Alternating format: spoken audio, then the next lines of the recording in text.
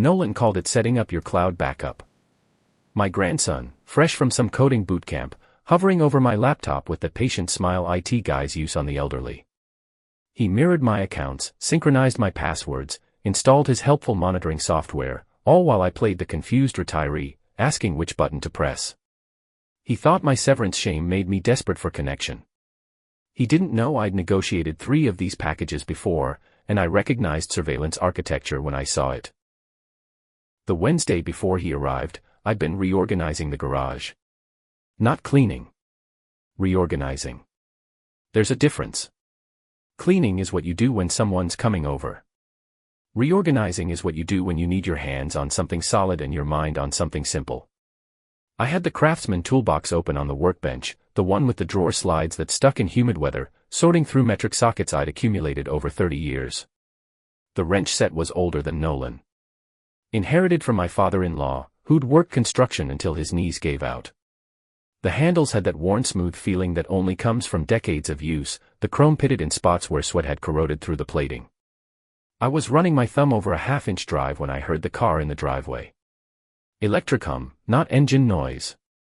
I knew it was him before I looked up. His Tesla was the color of wet asphalt, the kind of paint job that shows every fingerprint. He'd bought it 8 months after graduating from some accelerated developer program that cost his parents $11,000. He came through the side gate without knocking, holding a tablet under one arm and coffee in the other. The coffee was in one of those oversized cups from the chain place, probably cost him $6. He set it on my workbench without asking, right next to the socket set. A ring of condensation formed immediately on the plywood surface. "Grandpa Sean, we need to talk about your digital security." Not hello. Not how are you doing. Just the announcement, like he was delivering a diagnosis. Mom told me about the layoff. I want to help you get organized before you make any mistakes with your severance. My daughter Emily had been talking. Sharing family business. Worrying out loud to her son about her father's employment status, his finances, his future. I was 53 years old with 23 years in human resources compliance at Fortis Industrial Solutions. I'd negotiated union contracts, managed 3 separate reduction in force protocols, personally processed severance packages for over 200 employees.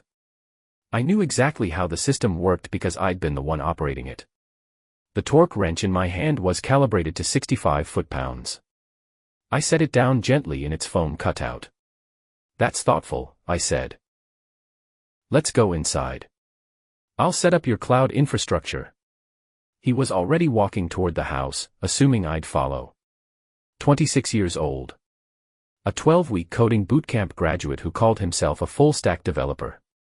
He'd never held a job longer than 14 months, never stayed at any company long enough to vest options or qualify for a matched retirement contribution. We sat at my kitchen table. The Formica top was original to the house, installed sometime in the early 2000s, with a pattern that was supposed to look like granite but just looked like Formica. He opened his tablet, then gestured to my phone on the counter. "Unlock it and hand it over. I need to see your current setup." Not a request. An instruction. I entered my passcode, the old one, the simple 6-digit combination I'd been using for 8 months before rotating to the new one last week. The phone was an iPhone, the model from 3 years ago, with a screen protector that had a crack in the upper right corner from when I dropped it in the parking lot at work. I slid it across the table. He connected it to his computer with a braided cable, the expensive kind with the woven fabric sheath. "Jesus, Grandpa. You're not even using 2-factor authentication. And these passwords." He shook his head with that theatrical concern people use when they're performing empathy rather than feeling it. "We're going to fix this." For the next hour and a half, I watched him work. He installed an authenticator app, configured a password manager under an email address he created for me without asking what I wanted it to be, and activated remote desktop access through some program I'd never heard of. He mirrored my bank account, the one that showed a balance of $8,600. He mirrored my investment account at Fidelity, the one with $14,300 in a target date retirement fund I hadn't touched in 2 years. He mirrored my LinkedIn profile, the one that still had the little green banner saying open to work. "Now I can monitor everything," he explained. "If anyone tries to access your accounts, I'll get an alert." Think of me as your personal IT security team. My daughter Emily arrived just after 5. Still wearing her dental hygienist scrubs, the turquoise ones with the practice logo embroidered on the breast pocket. She saw Nolan with his laptop and me with my coffee and she smiled. That wide, relieved smile of a daughter who thinks her son is solving her father's problems. This is so sweet, Nolan. Your grandfather needs someone tech-savvy looking out for him. I said nothing. I stood up and refilled my coffee. The coffee maker was a 12-cup drip machine I'd bought at a big box store 7 years ago. The carafe had a hairline crack near the handle that wept a thin trail of coffee if you poured too fast. I poured slowly. Nolan spent another 20 minutes showing Emily what he'd set up, walking her through the dashboard where he could see all my accounts, monitor all my transactions, receive alerts if anything changed. She nodded along, grateful, proud of her helpful son. I drank my coffee and felt the weight of the phone in my pocket. The other phone. The older model, the one I'd replaced 2 years ago, the one that wasn't connected to any account Nolan had just accessed. The one that had recorded every conversation with my supervisor Brandon before I'd filed the complaint with the Labor Commission. They left together just after 6. Emily hugged me on the way out. "You're so lucky to have him," she said. I stood in the doorway and watched the Tesla back out of the driveway, silent and smooth, and thought about surveillance architecture. About how people who think they're protecting you rarely ask if you need protection. About how access and control look identical until someone tries to use what they've been given. I went back inside and opened my laptop. Not the one Nolan had touched. The other one, issued to me by my attorney Michael Pressman, secured with encryption I'd set up myself, connected to accounts that existed in a separate operational environment. I opened the file directory and looked at the evidence I'd been building for 4 months. The complaint filed with the California Labor Commission. The discovery responses from Fortis's outside counsel. The settlement agreement executed 3 weeks ago. The wire transfer confirmation showing $340,000 deposited into an irrevocable trust controlled by an attorney Nolan had never met, whose name appeared nowhere in any record he could access. The Fidelity account he'd just mirrored. That was the decoy. $14,000 in a fund I'd seeded 2 years ago specifically to look like the savings of a struggling middle manager facing an uncertain retirement. Not enough to trigger questions. Just enough to look real. I closed the laptop. Thought about the socket set in the garage, the one with the worn handles and pitted chrome. Thought about how tools work. How the visible part is just the interface, and the real power comes from the mechanical advantage hidden in the design. Nolan thought he'd secured my accounts. He thought he was protecting me, or positioning himself, or both. He had access. He had visibility. What he didn't have was information. He didn't know what he was looking at. And that asymmetry, that gap between what he could see and what was actually there, that was the foundation. I could feel something tightening in my chest, not panic but focus. The same feeling I'd get during a disciplinary hearing when I knew the employee was about to lie and I had the documentation that would prove it. A kind of cold clarity. A timer starting. I didn't need to do anything yet. I just needed to wait and watch. Let him believe he had control. Let him get comfortable with access. Let him start thinking about what he could do with all that visibility. People always tell you what they want if you give them enough time and enough rope. I turned off the laptop and sat in the dark kitchen, listening to the refrigerator hum and the house settle, and began counting down. That night I drove 7 miles to a Panera Bread on the other side of town. Not the one near my house where I'd run into neighbors. Not anywhere Emily or Nolan would think to look if they decided to check on me. The parking lot was half empty, the kind of Wednesday night crowd that's mostly college students with laptops and retirees killing time before bed. I ordered black coffee from a kid with a name tag that said Travis and took a corner booth near the restrooms where I could see the entrance but nobody could see my screen. The coffee came in a ceramic mug, heavy and institutional, with a chip on the rim that caught my lip when I drank. I opened my laptop. Not the one at home on the kitchen counter. The actual one. A Dell that had been issued to me by Michael Pressman of Pressman & Co. Employment Law Group. The machine wasn't connected to any account Nolan had accessed. It existed in a separate operational environment, a parallel infrastructure he didn't know about. I entered the password, 16 characters, alphanumeric with symbols, rotated every 30 days, and waited for the encryption to unlock. The file directory opened. O'Malley_V_Fortis_discovery. 347 pages of evidence. I started reading through it again even though I'd memorized most of it by now. The email chains showing my supervisor Brandon Kelly creating a paper trail to justify termination after I'd reported the safety violations to OSHA. The Slack messages where he coordinated with HR to build a file on me. The recording from my old iPhone, the one Nolan didn't know existed, capturing Kelly telling me to keep my mouth shut or find another job. 53 seconds of audio that made the whole case. I'd filed the complaint with the California Labor Commission on March 3 of last year. 73 days before my so-called voluntary separation. The complaint triggered a legal hold on all company communications. Every email Kelly thought he'd deleted, every Slack channel he assumed was private, the discovery request had pulled it all into the record. Fortis's legal team knew they were exposed the moment they saw the filing. Their outside counsel had sent a settlement demand response on April 18 offering $200,000. Pressman countered at $450,000. We settled at $340,000 on May 2. The wire transfer hit an irrevocable trust I'd established with California Bank and Trust on April 30. The trustee was Pressman's partner, Janet Coe, a woman Nolan had never met and whose name appeared nowhere in my personal records. The trust was structured to be unreachable by creditors, family members, or anyone without explicit written authorization from the trustee. It was a legal fortress. The Fidelity account Nolan had been cataloging tonight. $14,300 in a Vanguard target date fund. The decoy. I'd seeded it 2 years ago specifically to look like the modest savings of a middle manager facing an uncertain retirement. Not enough to make someone jealous. Just enough to make them think they understood my financial situation. I closed the evidence files and opened a new document. Started typing out a timeline. What Nolan knew. What he thought he knew. What he'd do next. My neck was tight, the muscles along my spine knotted from hunching over the laptop. I rolled my shoulders and felt something pop near my left scapula. The coffee had gone lukewarm. I drank it anyway, feeling the bitter slide down my throat, the faint chemical tang of whatever they used to clean the pot. I thought about Emily. About how she'd smiled when she saw Nolan at my kitchen table. How she'd called it sweet.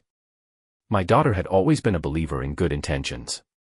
She worked in a dental office where people showed up in pain and left feeling better. She thought problems had solutions and families helped each other. She didn't understand that help and control are separated by a single decision, and most people can't tell the difference until it's too late. I'd let people underestimate me before.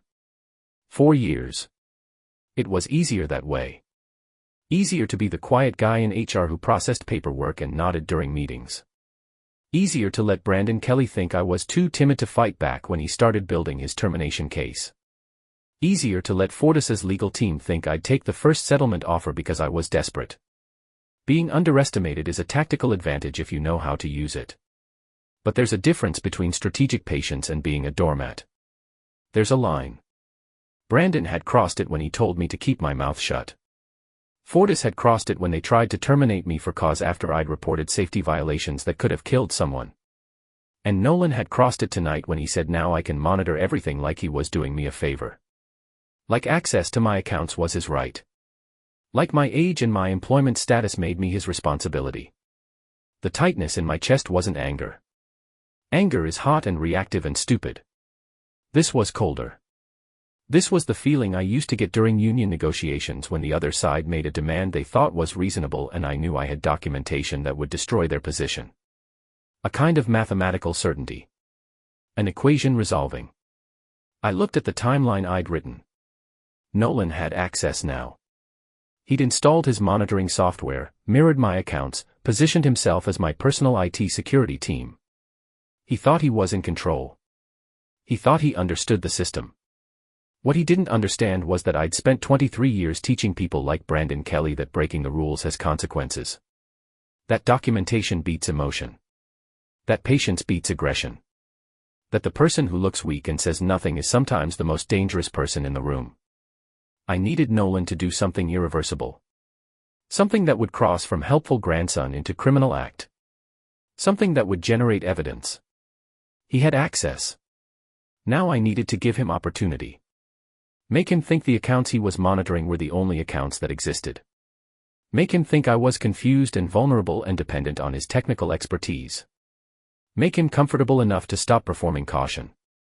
People always show you who they are if you give them enough time and enough rope.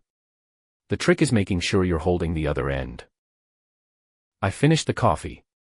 Closed the laptop.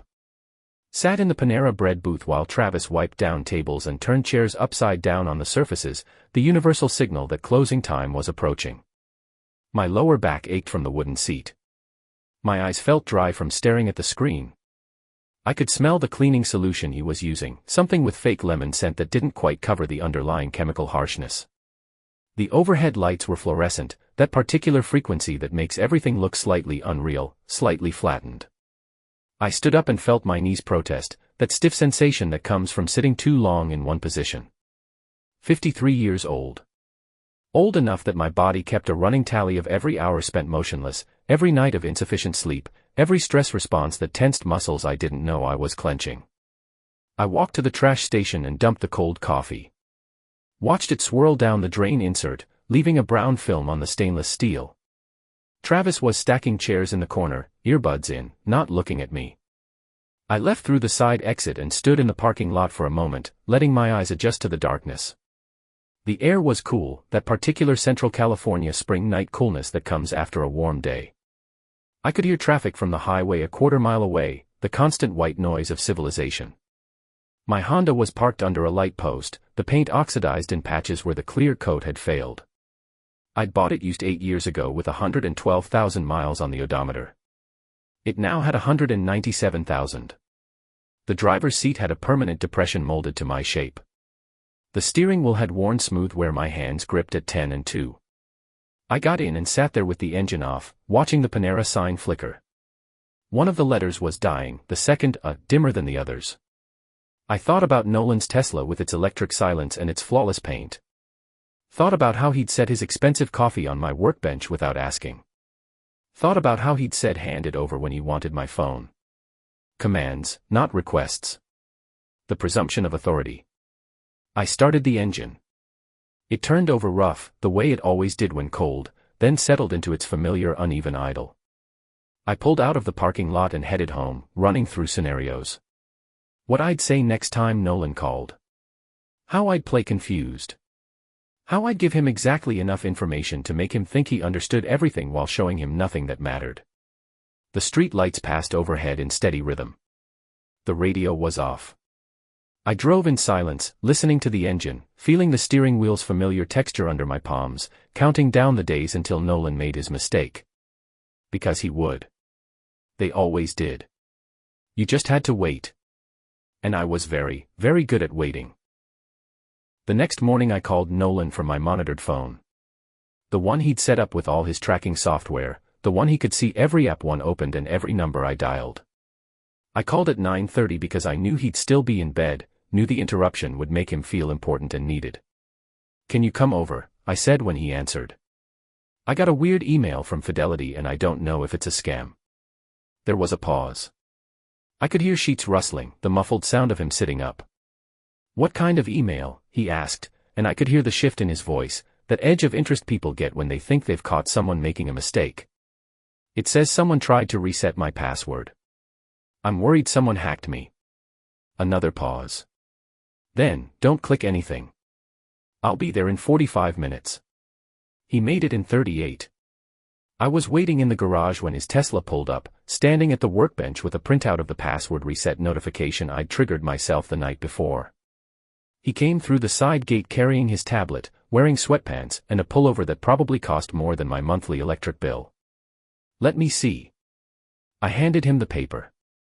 He scanned it, and I watched his face do that thing people do when they're trying to look concerned but they're actually pleased. "This is exactly why I set up monitoring," he said.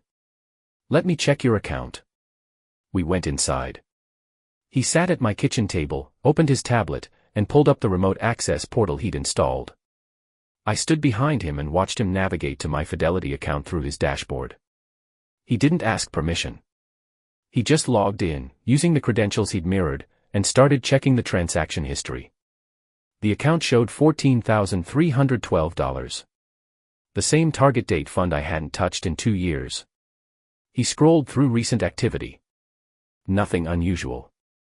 No withdrawals. No transfers. "You're fine," he said. "But this is a good reminder of why you need active monitoring. I'm going to enable additional alerts.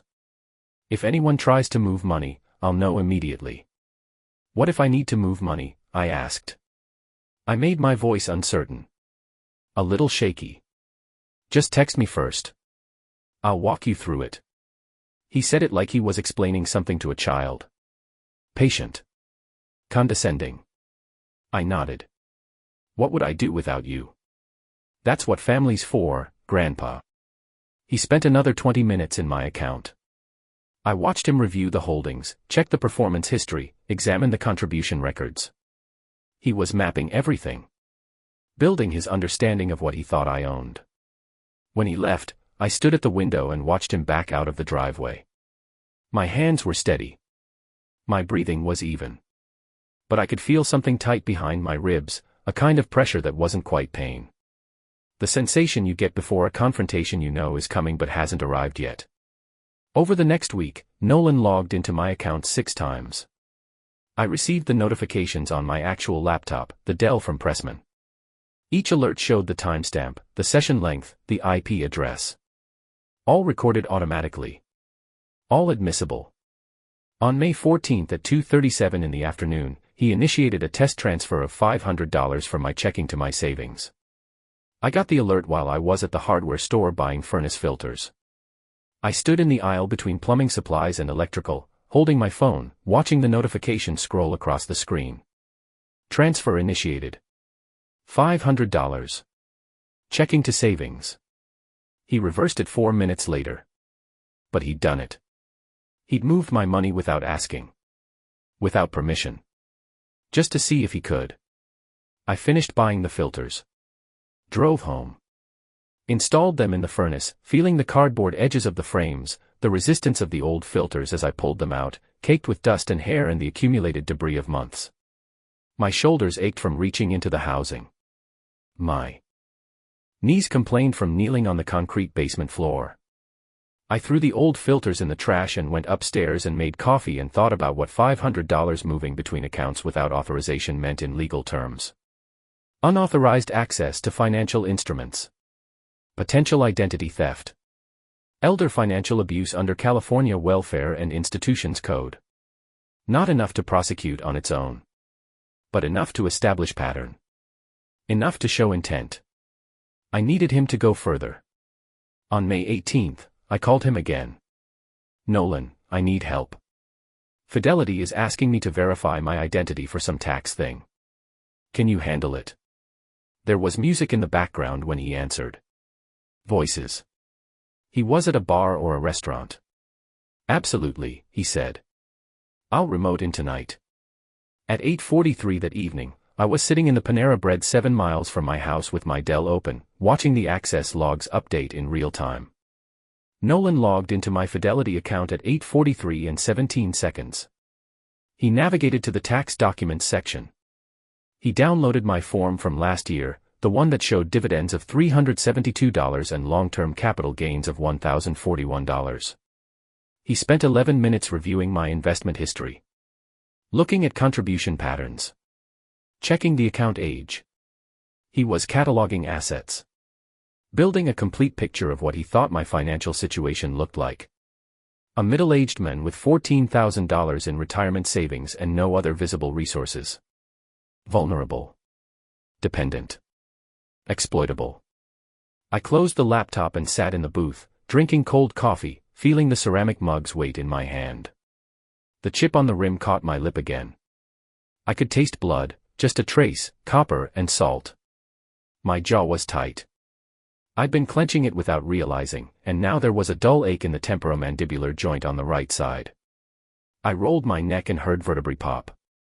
The same college kids were scattered around the dining room, hunched over laptops, wearing headphones.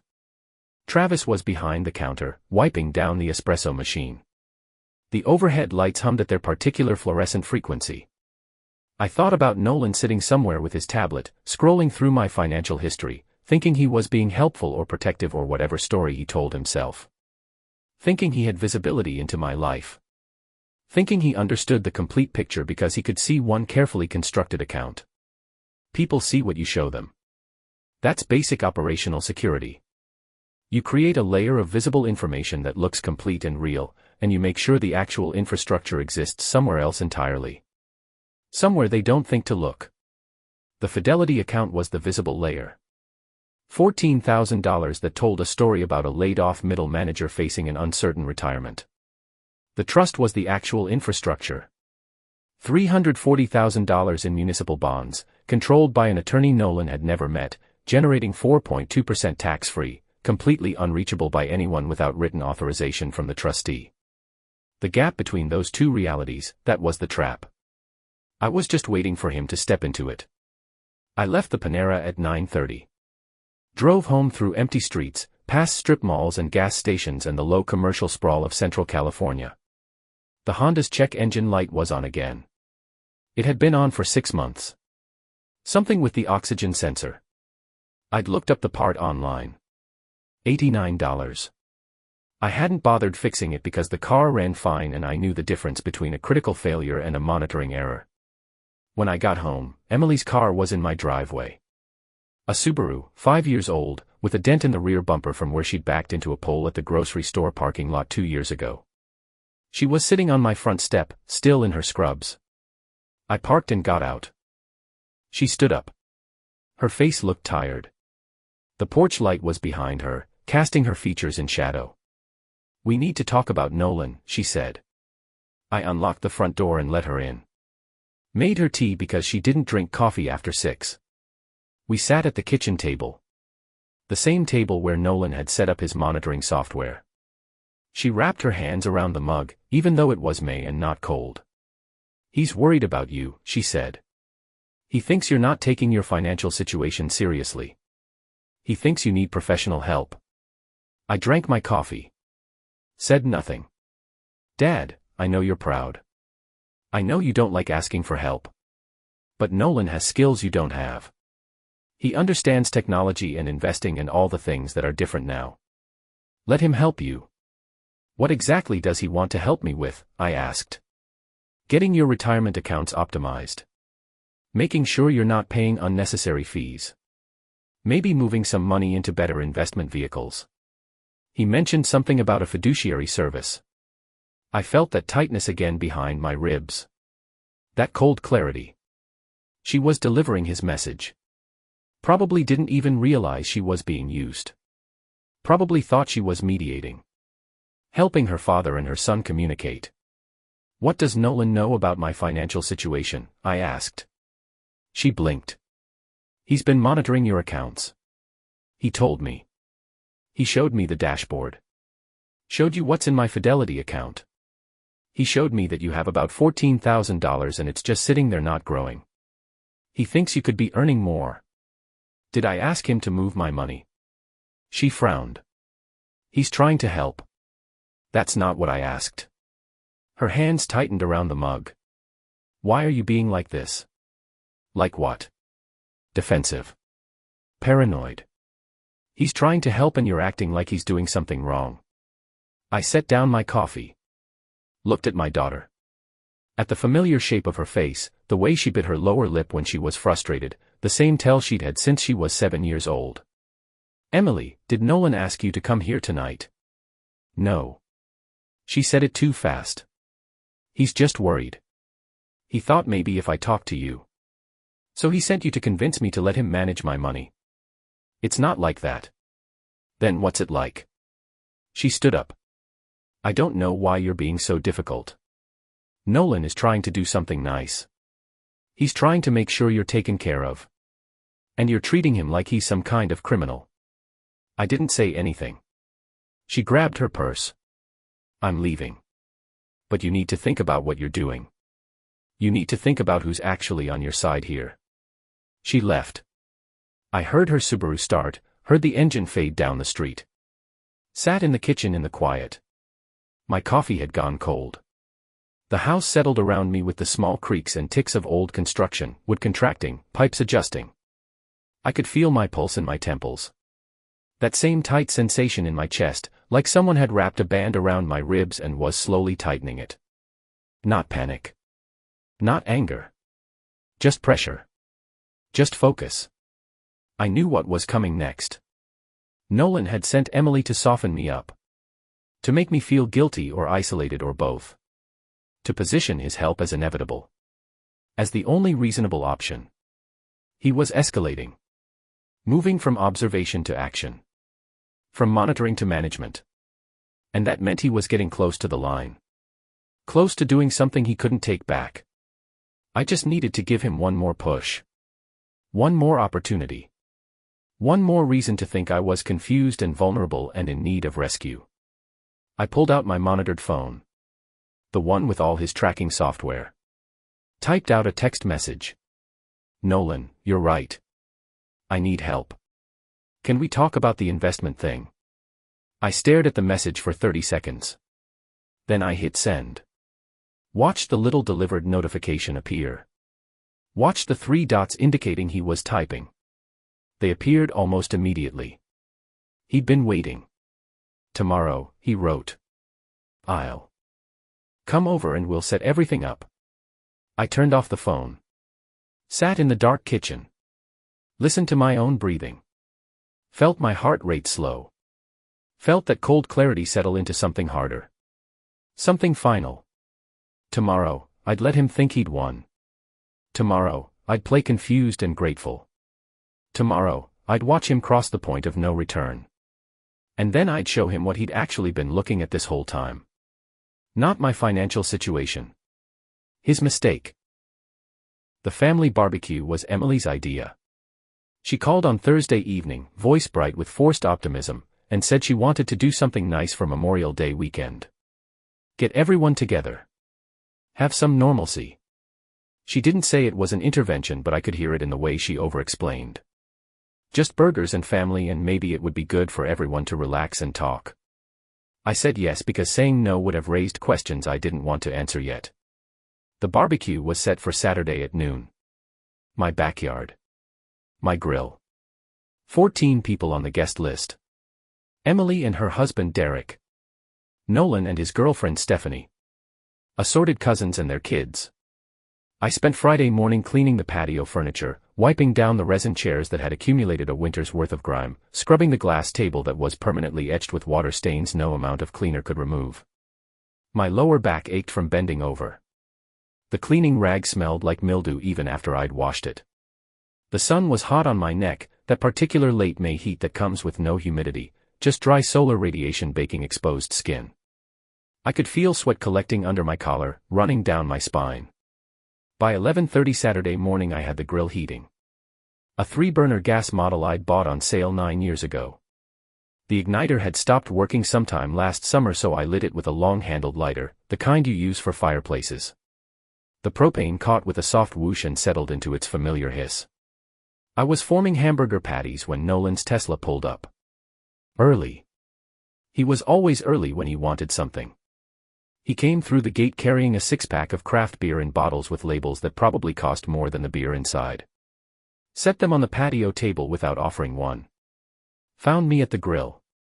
Grandpa, we need to have a real conversation about your finances. Not hello. Not happy Memorial Day. Just the demand. Immediate. Now's not the time, I said.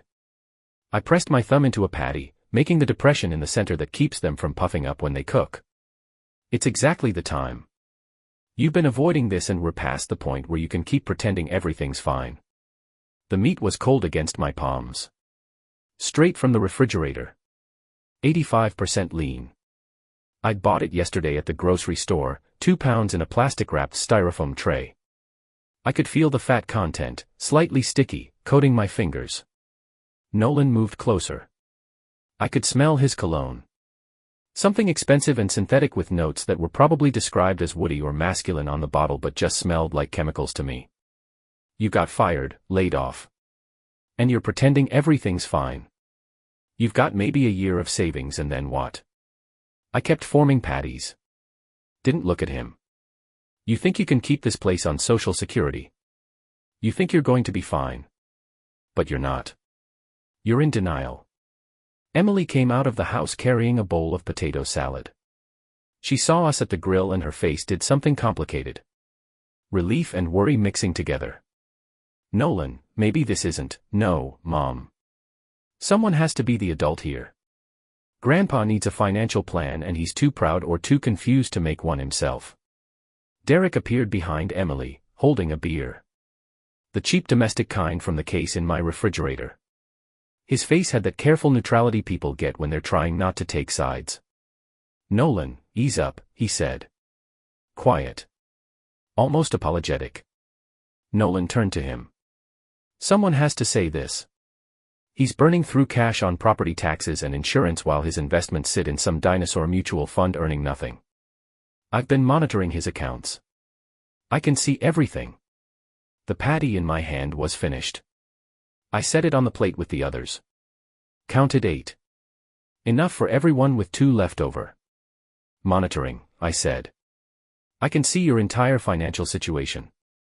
You have $14,000 in a Fidelity account that's earning maybe 3% when you could be getting 7 or 8 with proper management. You're leaving money on the table because you don't understand modern portfolio theory. I wiped my hands on a dish towel. The towel was white with blue stripes, frayed at the edges, thin from years of washing. What do you want to do with my money, Nolan? I want to move it to a real wealth management platform. Wealthfront or Betterment. Something with automated rebalancing and tax loss harvesting. For a 1% management fee you want me to pay someone 1% to manage $14,000. That's $140 a year, Grandpa. It's nothing compared to the returns you'll get. He said it like he was being patient. Like he was explaining arithmetic to someone who couldn't do basic math. I looked at him. Really looked. 26 years old. Wearing athletic shorts and a quarter-zip pullover. Standing in my backyard next to my grill at my family barbecue telling me I didn't understand money. His girlfriend Stephanie was by the patio table, pretending to look at her phone but obviously listening. Emily had set down the potato salad and was standing very still. Derek was drinking his beer and watching. When did you access my Fidelity account last? I asked. The question came out quiet. Flat. Nolan's face shifted. Got defensive. I told you. I monitor everything. That's the whole point of the security setup. Did I authorize you to initiate transactions? I tested a transfer to make sure the protocols worked. Without asking me. Grandpa, you gave me access. You said you needed help. I said I needed help understanding an email. I didn't sign a power of attorney. But I didn't authorize you to move money. I didn't authorize you to download my tax documents. I didn't authorize you to review my investment history or build spreadsheets about my financial situation or have conversations with wealth management platforms about my accounts. Stephanie looked up from her phone. You talked to Wealthfront about his money, she said. It was a question but also not a question. Nolan's neck was getting red. That blotchy color people get when they're angry or embarrassed. I was doing research. I was trying to help. Without his permission, Derek said. He said it quiet but everyone heard it. The backyard went silent except for the grill's burner hiss and a neighbor's lawnmower 3 houses down. This is exactly the problem, Nolan said. His voice was getting louder. You're paranoid. You don't understand how digital asset management works. I'm trying to help you and you're acting like I'm stealing from you. Are you? I said. His face went from red to purple. What?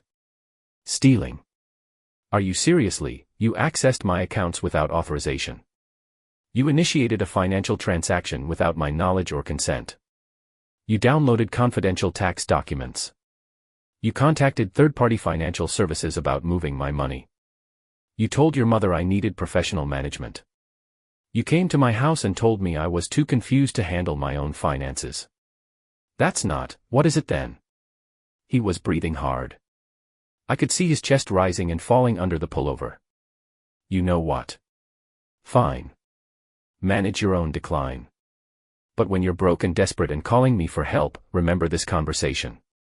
Remember that I tried and you were too stubborn and too stupid to listen. Emily made a sound. A small gasp. Derek set down his beer. Stupid, I said. You're 53 years old with no job and $14,000 to your name. Yeah. Stupid. Stephanie was staring at him.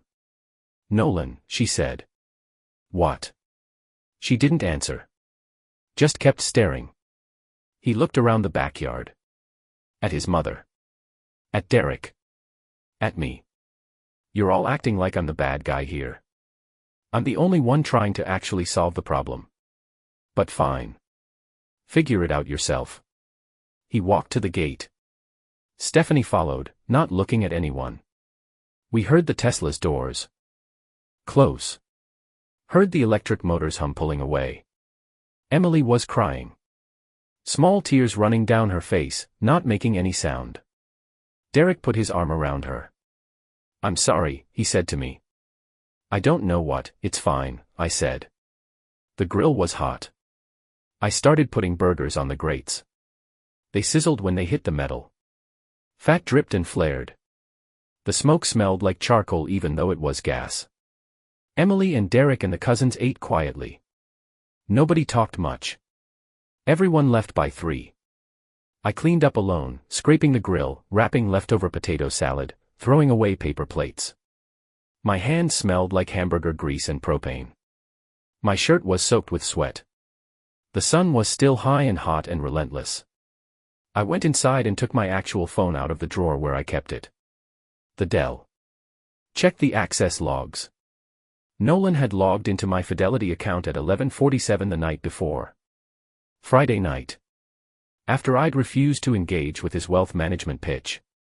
He'd stayed in the account for 19 minutes. I opened the detailed activity log. He'd navigated to the transfer page. He'd entered routing numbers. He'd filled out the form to move $12,000 to an external checking account. He'd gotten to the final confirmation screen.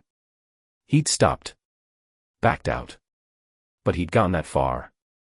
He'd built the transaction. Entered the numbers. Gotten to the button that would execute it. The only thing that had stopped him was the compliance review warning that appears for transfers over $10,000. He'd seen that warning and realized it would flag. Would generate a notification. Would create a record. So he'd backed out. But the attempt was logged. The form data was cached. The routing numbers were stored. I took screenshots. Saved them to the evidence folder. Backed it up to 3 separate locations. Then I opened my email and sent a message to Michael Pressman with a single line. Execute Monday. I turned off the phone. Sat at the kitchen table. My chest felt tight. My jaw ached from clenching. I could taste copper in my mouth from where I'd bitten the inside of my cheek without realizing it. The house was quiet. The refrigerator hummed. The air conditioning kicked on with a rattle from the vent in the ceiling. Outside I could hear kids playing in someone's yard. A dog barking. Normal Saturday sounds. I thought about Nolan's face when he called me stupid. The way his voice had gotten loud. The way he'd looked around for support and found none. The way he'd walked out thinking he was the victim. Thinking he'd tried to help and been rejected. Thinking he'd done nothing wrong. People who cross lines always think they had good reasons.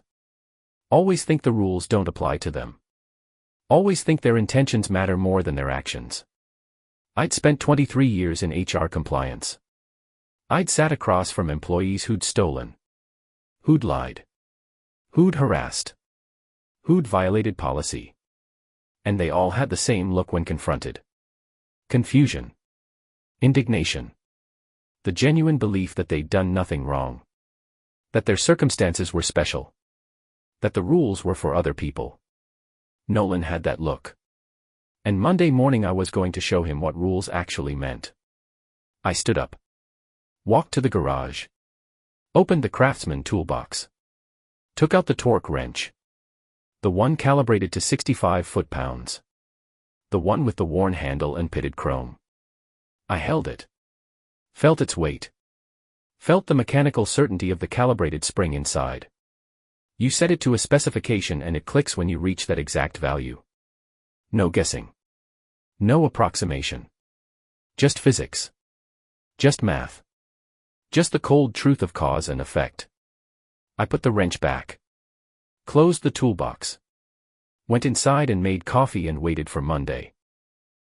On Tuesday I received an alert at 10:22 in the morning.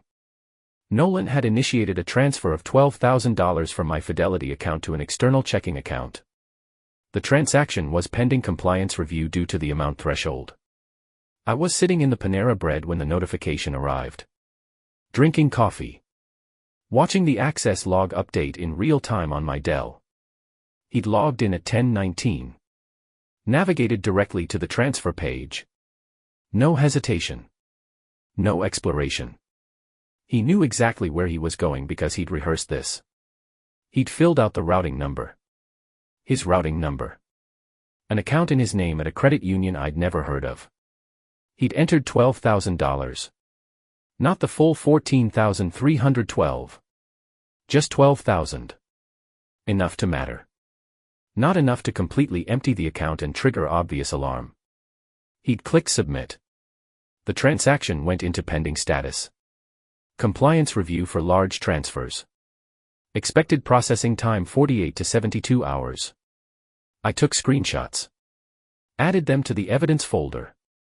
Called Michael Pressman. Execute, I said. He asked if I was certain. I said yes. At 2:15 that afternoon I drove to Nolan's apartment in San Jose. A complex called Verve. New construction trying to look industrial with exposed ductwork and concrete floors. Studio units starting at $2,800 per month. I knew because I'd looked up the rent before I drove over. Knew he couldn't afford it on his income. Knew his parents were supplementing. I parked in visitor parking and walked to Building C. The directory in the lobby showed apartment 314. I took the elevator. The doors were brushed stainless with fingerprints smeared across the surface. The elevator car smelled like someone's lunch. Something with curry. The smell was trapped in the small space, too strong, making my sinuses burn. I knocked on 314. Heard movement inside. The door opened. Nolan stood there in joggers and a hoodie, holding his tablet. His hair was uncombed. He looked like he'd just woken up even though it was mid-afternoon. "What do you want?" he said. His voice was flat. Hostile. "To show you something." I held up a manila envelope. The kind with the clasp and string closure. Heavy paper stock. I'd printed the documents that morning at Pressman's office on their letterhead printer. Cotton fiber paper. 24-pound weight. The kind that feels substantial when you hold it. Nolan didn't move from the doorway. "I don't have time for this." "Make time." Something in my voice made him step back. I walked into his apartment. Studio layout. Sleeping area visible from the entrance. Kitchen along one wall. Furniture from that Swedish place everyone uses. Particle board with laminate finish. A coffee table that was mostly empty except for his tablet and a water bottle. The windows faced the parking lot. I set the envelope on the coffee table. Opened the clasp. Removed 3 documents. Laid them out in sequence. The first document was a complaint filed with the California Labor Commission. Case number stamped at the top. My name as complainant. Fortis Industrial Solutions as respondent. Filed March 3rd of last year. 11 pages detailing harassment, constructive dismissal, retaliation for reporting safety violations. Nolan looked at it. Didn't pick it up. "What is this?" "Evidence." "Evidence of what?" "That I knew exactly what Fortis was doing 9 weeks before they terminated me. That I documented everything. That I filed a formal complaint that triggered a legal hold on all company communications." I pointed to the second document. Settlement agreement executed May 2nd. Payment amount $340,000. Nolan's eyes went to the number. I watched his face process it. Watched the confusion start to set in. Deposited to California Bank and Trust irrevocable trust account. I read the account number aloud. The trustee is Janet Coe of Pressman and Co. Employment Law Group. The trust is structured to be unreachable by creditors, family members, or anyone without explicit written authorization from the trustee in writing. His mouth opened. No sound came out. The Fidelity account you've been monitoring, I said.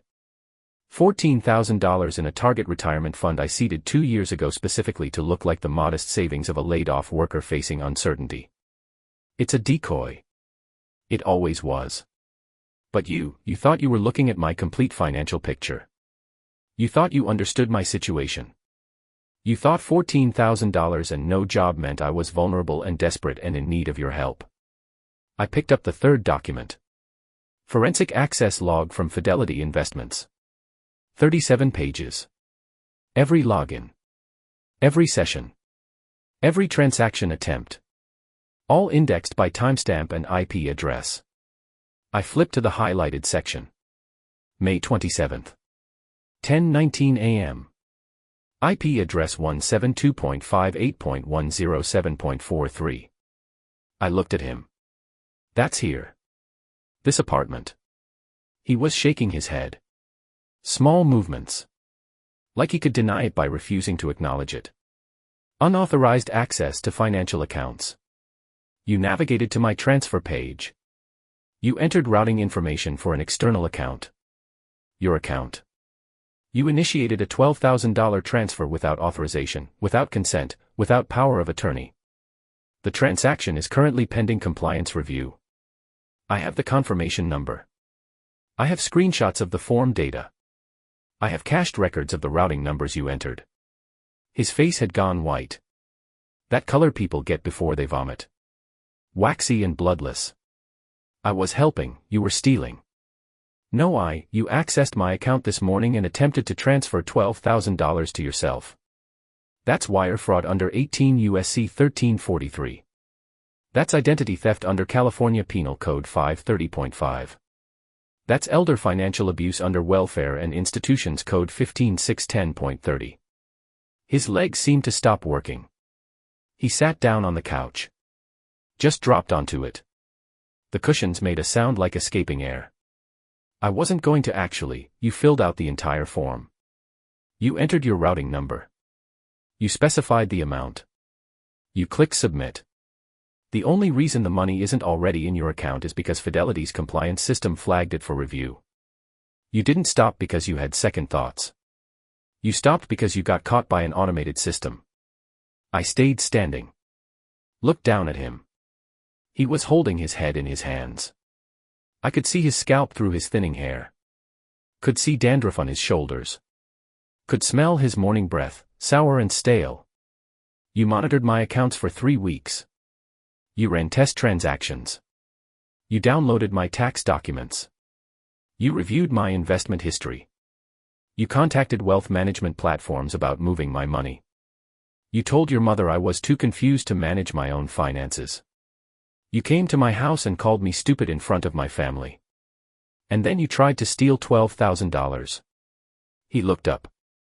His eyes were wet. I wasn't stealing. I was going to invest it for you. Without asking. Without authorization. Without my knowledge or consent. That's not investment management. That's theft. The trust you can't see, I continued. $340,000. Managed by attorneys you've never met. Protected by legal instruments you don't understand. Earning 4.2% tax-free in California municipal bonds. The settlement I negotiated because I spent 23 years learning exactly how the system works. Because I documented everything. Because I knew my rights and I knew how to enforce them. The Fidelity account was never my retirement. It was bait. His breathing was getting faster. Shallow. That panicked rhythm people get when they realize how badly they've miscalculated. I let you think you had access. I let you think you were protecting me. I let you install your monitoring software and mirror my accounts and play IT security expert. I let you feel smart and capable and in control. I let you cross every line until you committed an actual crime I could document. Why? Because people who mistake kindness for weakness need to learn the difference. Because access without authorization is just surveillance. Because you thought being 26 and tech literate made you smarter than someone who's 53 and experienced. He was crying now. Actual tears running down his face. Snot starting to run from his nose. I didn't mean, you meant exactly what you did. You saw what you thought was an opportunity and you took it. You thought I was too old or too confused or too ashamed of being laid off to notice. You thought you could help yourself to my money and I'd never know or never care or never be able to prove it. I picked up the documents. Put them back in the envelope. I'm not pressing charges. His head snapped up. What? I'm not filing a police report. I'm not pursuing criminal prosecution. I'm giving you one chance to fix this before it becomes permanent. You're going to contact Fidelity today. You're going to tell them the transfer was unauthorized and fraudulent. You're going to request cancellation. You're going to close your remote access to all my accounts.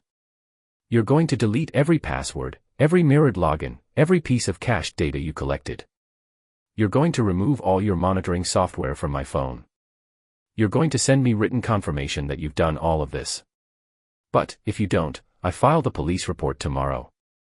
If you ever access my accounts again, I file the report. If you ever contact me asking for money or help or anything else, I file the report. If you tell anyone this didn't happen exactly the way I'm describing it, I file the report. And when I file it, I include every screenshot, every access log, every piece of documentation showing 3 weeks of systematic unauthorized access culminating in attempted wire fraud. Do you understand? He nodded. Can't hear a nod, Nolan. Yes. I understand. One more thing. Your mother. Emily. She doesn't know the details but she knows you tried to access my finances without permission. Derek knows. The family knows enough. You showed them who you are at the barbecue. You called me stupid in front of everyone. You told them I was too confused to manage my own life. They watched you do that. They'll figure out the rest when you suddenly stop talking about my financial situation. His face crumpled.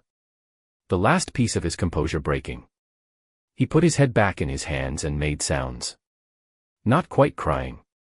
Something deeper. The sound of understanding consequence. I walked to the door. Stopped. Turned back. You thought you could outmaneuver me with a bootcamp certificate and a tablet. You thought monitoring software made you powerful.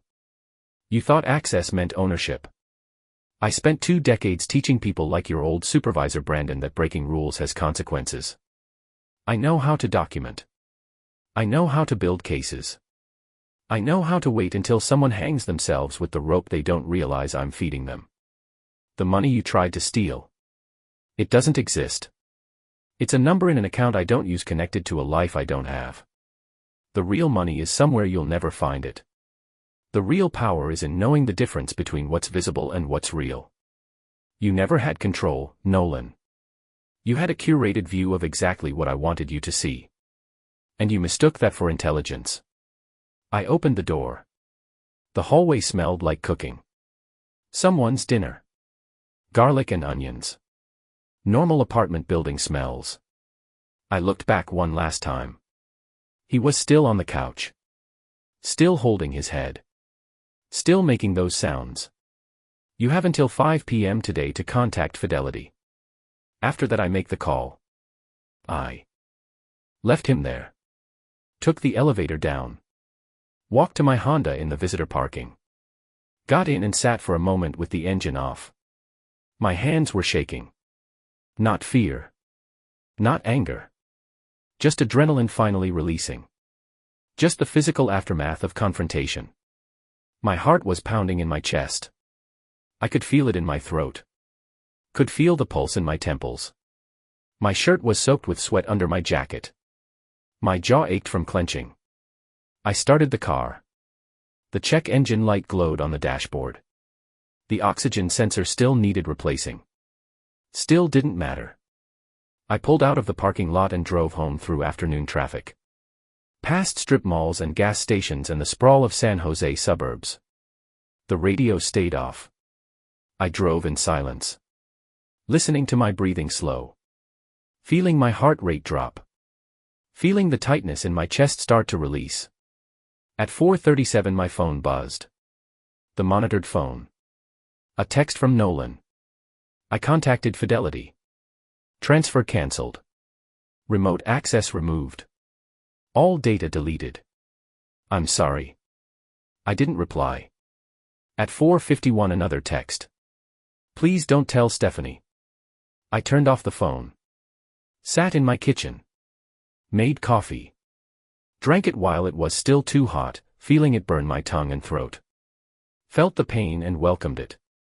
Felt alive and sharp and completely in control for the first time since he'd walked into my garage 3 weeks ago with his tablet and his coffee and his condescending smile. The sun was setting. Orange light coming through the kitchen window. I could hear a neighbor's sprinkler system running. Could hear kids riding bikes in the street. Could hear normal life continuing around me while I sat in the ruins of my grandson's attempt to steal from me. I thought about Emily. About how she'd have to live with knowing what her son had tried to do. About how family gatherings would be different now. About how some breakages don't heal. But I didn't feel guilty. Didn't feel regret. You don't apologize for defending yourself. You don't feel bad for refusing to be a victim. You don't forgive people who mistake your patience for weakness and your silence for consent. I finished my coffee. Washed the cup. Dried it. Put it back in the cabinet. Went to bed early. Slept better than I had in months. I'm writing this from a rented house in Carmel by the sea. 2 bedrooms. Ocean view from the deck. $4,200 per month paid automatically from the trust. The house came furnished with that coastal aesthetic people pay extra for. White slipcovers on the furniture. Driftwood accents. Seagrass baskets. Everything designed to look casual and unstudied in a way that costs serious money. I don't care about the aesthetic. I care about the deck and the view and the sound of waves I can hear through the open windows at night. The salt air that makes everything feel clean. The fog that rolls in every morning and burns off by 10. The distance between here and San Jose. I moved in on June 5th. Signed a 6-month lease with an option to extend. The landlord is a retired dentist who splits time between here and Scottsdale. We've never met in person. Everything was handled through a property management company. Digital signatures. Bank transfers. Impersonal and efficient. The way I wanted it. Nolan sent one email. Subject line: I'm sorry. I saw it come in on my monitored phone 2 days after I left his apartment. I didn't open it. Deleted it without reading. Whatever he had to say didn't matter anymore. The transaction was complete. The lesson was delivered. There was nothing left to discuss. Emily called 3 times. I let it go to voicemail. The first message was just crying. No words. Just the sound of her trying to compose herself and failing. The second message asked me to call her back. Said we needed to talk. Said she didn't know what to do. The third message was different. Quieter. I didn't know what he was doing, she said. I thought he was helping. I thought I was helping by asking him to help. I didn't know. There was a long pause. I could hear her breathing. Then, I'm sorry, Dad. I texted her back. 4 words. I know. I'm fine. She didn't respond. I haven't heard from her since. The Fidelity account still exists. $14,312 in the Vanguard Target Retirement Fund. I check it once a month through the Dell. Log in. Verify the balance. Check the access logs. No unauthorized activity since May 27th. No logins except mine. The account sits there like a monument to everything Nolan thought he understood. A decoy that fooled him completely because he couldn't imagine there was anything he wasn't seeing. The trust holds $332,000 after legal fees and the first month's rent and the security deposit. Janet Co. sends quarterly statements to a P.O. box I rent in Monterey. The money earns 4.2% in California municipal bonds. Tax-free. Compounding. I don't touch it except for the automatic rent payment and living expenses. The rest accumulates. I live simply. Coffee at home. Groceries from the local market. No car payment because the Honda is paid off. No mortgage because I'm renting. No debt. No obligations. No family dinners where I have to pretend everything's fine. Last week I bought a splitting axe at the hardware store in town. $29. Steel handle. Fiskars brand. The kind that's supposed to be indestructible. I've been chopping firewood even though it's June and I don't need fires. I buy bundled oak from a guy who delivers it on Thursdays. Stack it against the side of the house. Spend an hour every morning splitting it into smaller pieces. The work feels good. The repetition. The weight of the axe. The satisfying crack when the wood splits clean. The way my shoulders ache afterward. The way my hands smell like sap and sawdust. I think about Nolan sometimes. Wonder if he's still at that apartment paying $2,800 a month. Wonder if his parents know what he tried to do or if he managed to hide it. Wonder if Stephanie stayed with him or if she figured out what kind of person celebrates helping their grandfather while cataloging his assets. Wonder if he learned anything or if he just feels wronged. And misunderstood. Probably the latter. People like him always think they're the victim. Always think their intentions should count more than their actions. Always think the rules don't apply to them because they had good reasons. I spent 23 years in compliance because I understood something most people don't. Systems only work if everyone follows the same rules. The moment you start making exceptions, the whole thing collapses. Brandon Kelly thought he could violate safety protocols and retaliate against whistleblowers because he was management and I was just HR. He was wrong. Fortis thought they could terminate me for cause after I'd filed a formal complaint. They were wrong. Nolan thought he could access my accounts and move my money because I was old and confused and grateful for his help. He was wrong. They were all wrong the same way. They mistook silence for weakness. They mistook patience for ignorance. They mistook someone not fighting back immediately with someone who couldn't fight back at all. The ocean is loud here. Especially at high tide. The waves hit the rocks below the bluff and throw spray high enough that I can taste salt when I stand on the deck. The sound is constant. White noise that drowns out everything else. No car alarms. No neighbors arguing. No family drama. Just waves and wind and seabirds. I make coffee every morning in a French press I bought at a kitchen store in town. The press is glass and steel. Heavy. Substantial. I boil water in an electric kettle. Measure 4 tablespoons of ground beans. Pour the water. Wait 4 minutes. Press the plunger slowly. The coffee tastes better than anything I ever made in the drip machine at the old house. Richer. More complex. I don't know if it's the brewing method or the beans or just the fact that I'm paying attention now. That I have time to care about small things like coffee and firewood and the exact moment the fog lifts. I sit on the deck every morning with the French press coffee and watch the Pacific. Watch the color change as the sun rises. Watch the fog burn away. Watch boats moving on the horizon. Small white triangles of sail. I don't check my phone during this time. Don't check email. Don't monitor the Fidelity account or the trust balance or the news. Just sit. Just drink coffee. Just exist in the moment without needing it to be anything other than what it is. Some people would call this retirement. I call it freedom. The difference is retirement implies you're done. That you've finished your working life and now you're waiting to die. Freedom is different. Freedom is choosing what matters. Choosing who gets access. Choosing when to fight and when to walk away. I'm 53 years old. I have no job. No schedule. No obligations. No family expecting me to show up for barbecues and pretend I don't see what's happening. More money than I've ever had. A rented house with an ocean view. Time to split firewood and make coffee and sit in silence. Last month a neighbor invited me to a community potluck. Nice woman in her 60s. Lives 2 houses down. I politely declined. She looked hurt. Asked if I was settling in okay. If I needed anything. I said I was fine. Said I preferred to keep to myself. She hasn't asked again. I'm not here to make friends or build community or integrate into the local social fabric. I'm here because the lease was available and the house is clean and the ocean is loud enough to drown out the sound of my phone not ringing. The Honda's check engine light is still on. I looked up the part again. $89 plus labor. Maybe $150 total. I still haven't fixed it. The car runs fine. Passes inspection. Gets me to the grocery store and the hardware store and the P.O. box in Monterey. The light is just information.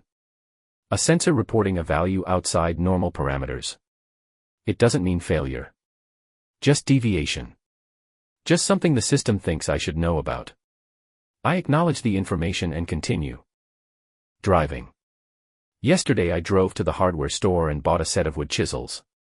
$62 for a 4-piece set. I don't have a project in mind. I just wanted them. Wanted to feel the weight. Wanted to own tools that require skill to use properly. Wanted the option of building something if I ever decide to. The chisels are in the garage now. Hanging on the pegboard the landlord installed. Next to the splitting axe and a claw hammer and a level I bought 2 weeks ago. I'm building a collection of tools I don't need for projects I haven't planned. It feels right. Feels like the opposite of Nolan's tablet and monitoring software and remote access dashboards. Feels like owning things that have weight and substance and can't be updated or subscribed to or controlled from someone else's computer. The sun sets over the ocean here. I watch it most nights from the deck. The sky goes orange and pink and purple. The clouds light up. The water turns to mercury.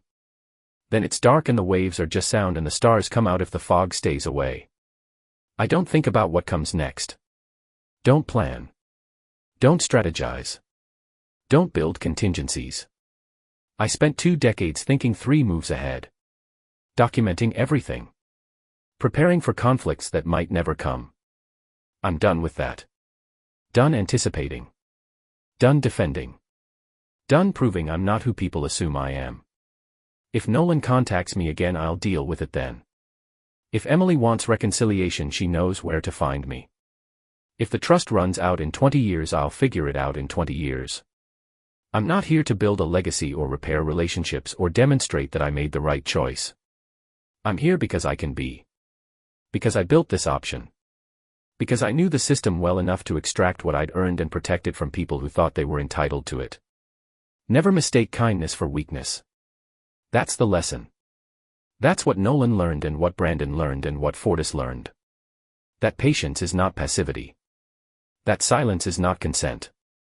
That the quiet man keeping his head down and doing his job might be documenting everything and building a case and waiting for exactly the right moment to show you what real power looks like. I finish my coffee. Rinse the French press. Set it on the drain board to dry. Walk to the garage. Pick up the splitting axe. Carry it to the woodpile.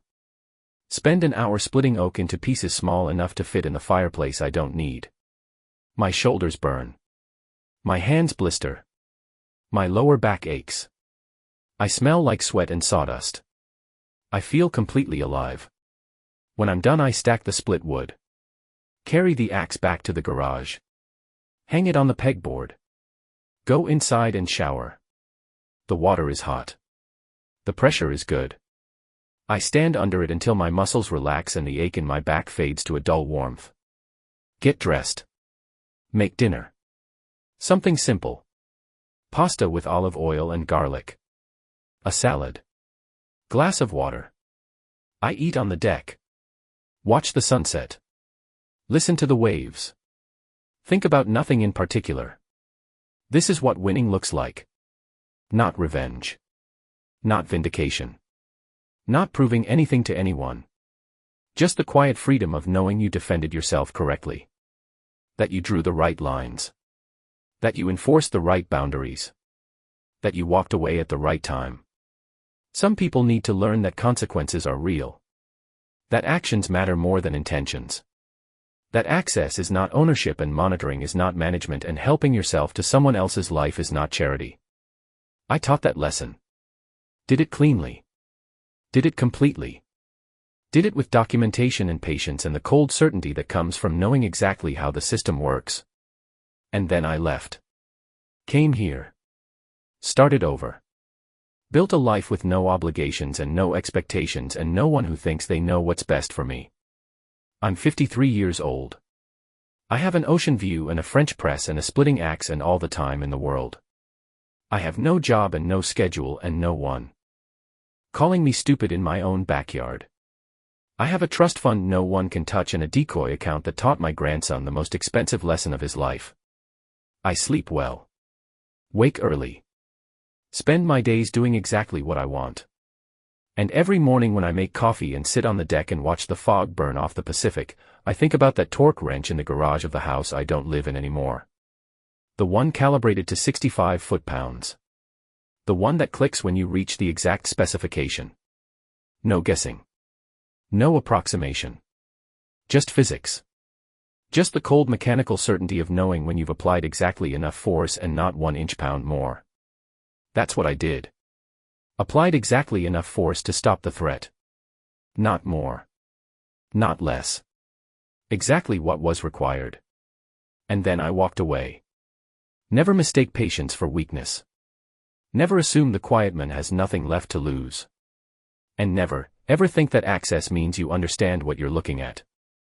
Some people learn that lesson early. Some people learn it late. Nolan learned it at 26 with $12,000 that never existed going into an account I'd been watching him build toward for 3 weeks. The lesson cost him his relationship with his grandfather. Cost him his credibility with his family. Cost him whatever story he'd been telling himself about being helpful and protective and technically competent. Small price. He's young. He'll recover. Maybe he'll be smarter next time. Maybe he'll remember that old doesn't mean stupid and silence doesn't mean consent and the person you're trying to help might not need your help at all. Or maybe he won't. Maybe he'll tell himself he was misunderstood. That his intentions were good. That his grandfather overreacted. Maybe he'll find someone else to monitor and manage and help whether they want it or not. That's not my problem anymore. I'm in Carmel. Drinking coffee. Splitting wood. Watching the ocean.